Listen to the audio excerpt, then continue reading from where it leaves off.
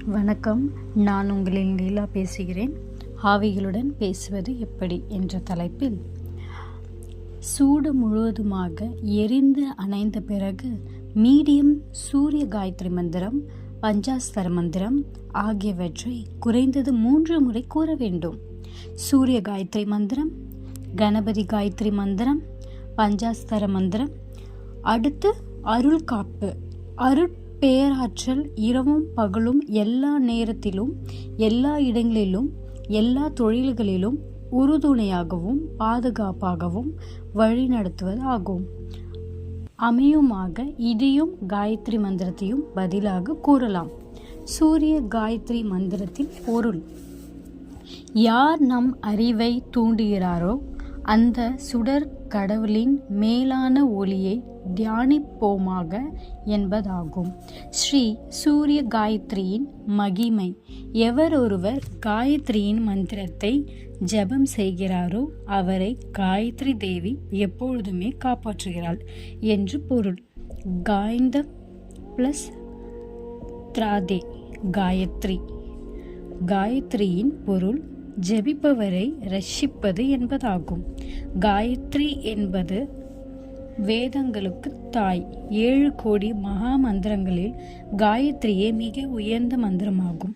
காயத்ரியை விட சிறந்த வேறு மந்திரம் இல்லை.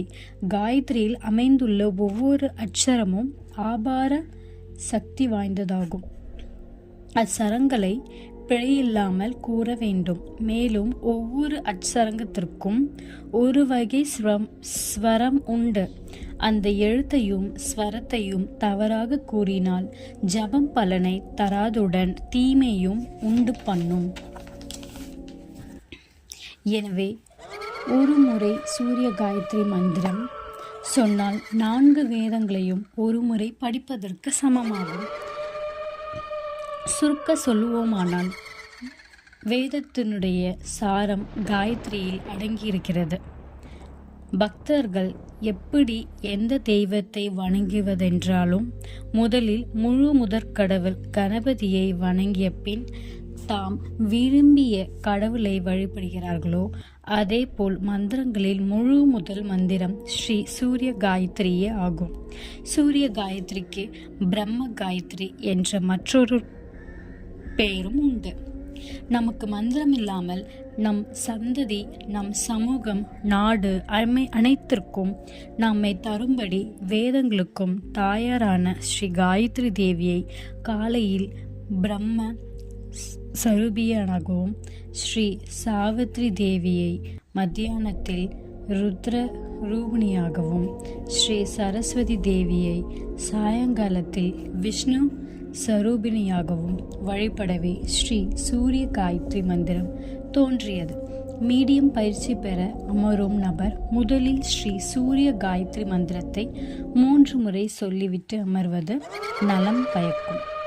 இம்மந்திரம் சொல்லிய பிறகு தீய ஆவிகள் மனிதனை நெருங்க முடியாது.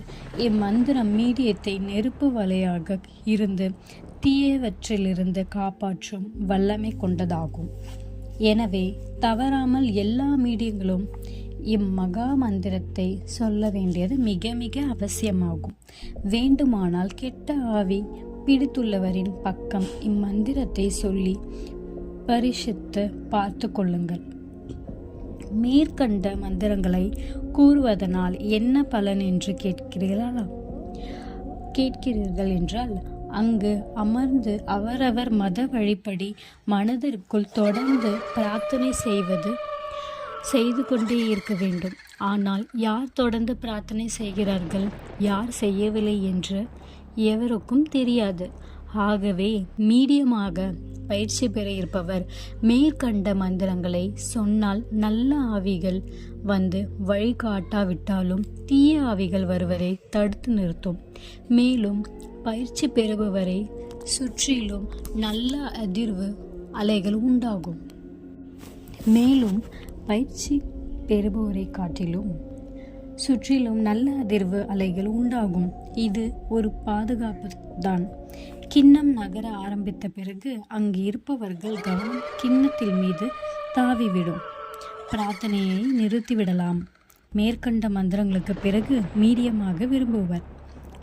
அவர் தினம் வணங்கும் தெய்வத்தை மனதிற்குள் வழிபடவும். பிறகு இறந்த உங்கள் முன்னோர்களின் பெயரை கூறி வணக்கம் கூறுங்கள். இதற்கு பிறகு புண்ணியலோக ஆவிகளுக்கு வணக்கம் என்று 3 முறை கூறி போடி மத்தியில் இருக்கும் கிண்ணத்தின் மீது வலது கை ஆள்காட்டி விரலை தொட்டும் தொடாமலும் பட்டும் படாமலும் வையுங்கள். மூளையில் மனதில் வேறு எந்த சிந்தனையும் இல்லாமல், எண்ணம் ஊடுருவல் இல்லாமல் இருக்க வேண்டும். மீடியமாக விரும்புவோரின் நடத்தை, நல்லெண்ணம், படிப்பு, பழக்க வழக்கம், அனுபவம், கடவுள் பக்தி, ஆவிகளின் மீது உள்ள அசைக்க முடியாத நம்பிக்கை, தியான பயிற்சி, மேலும் உடலில் உள்ள எக்டோபிளாசம் சக்தி ஆகிய இவற்றை பொறுத்து ஒரு வழிகாட்டி ஆவி அமைவார்கள். இந்த ஆவி மீடியத்தின் கைவிரலை இயக்கி கிண்ணத்தை நகர்த்துவார்கள். அங்கு அமர்ந்து இருப்பவர் எல்லோரும் உதவி மீடியம் உட்பட தொடர்ந்து பிரார்த்தனை செய்து கொண்டே இருக்க வேண்டும். கிண்ணம் நகர்ந்தாலும் சரி, நகராவிட்டாலும் சரி, பிரார்த்தனையில் தடை ஏதும் இருக்கக்கூடாது. இந்த பிரார்த்தனை என்பது நாம் விடும் மூச்சுக்கு சமமாகும். தொடர்ந்து நிகழ வேண்டும் ஒரு நிகழ்ச்சியாகும்.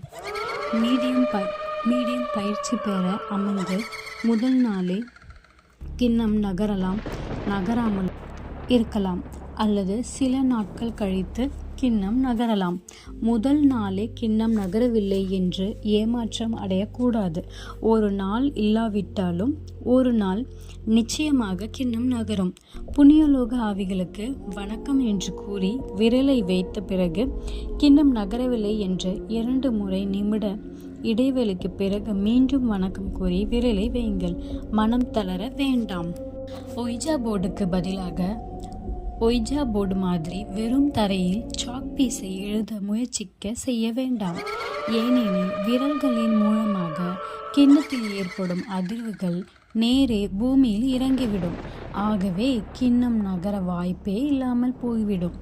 சரி, மேலே கூறிய முறைப்படி புண்ணியலோக ஆவிகளுக்கு வணக்கம் கூறி வலது கை ஆள்காட்டி விரலை கிண்ணத்தின் மீது வைத்து விட்டீர்கள். ஒரு காலகட்டத்தில் கிண்ணம் நகர ஆரம்பிக்கும். அப்படி கிண்ணம் நகர ஆரம்பித்த உடனே பயிற்சி அளிப்பவர் வந்திருப்பவருக்கு வணக்கம், வந்தமைக்கு நன்றி என்று முதலில் கூறி அடுத்த கேள்வி வந்திருப்பவர் யார் என்று கேட்க வேண்டும். முதலில் கிண்ணம் A to Z வரை தொட்டு எந்த பெயரும் தெளிவில்லாமல் வரலாம்.